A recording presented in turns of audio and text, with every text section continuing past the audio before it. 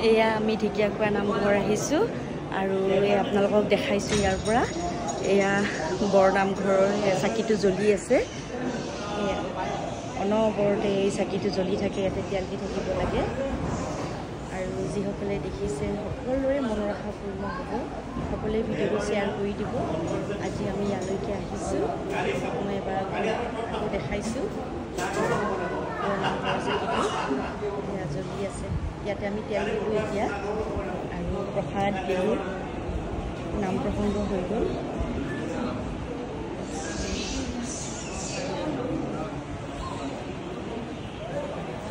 ইয়া পুৰোহিতবোৰ আছে বহুত ভাল লাগিল আজি ইয়াতে আহি ঢেকীয়াখোৱা নামঘৰ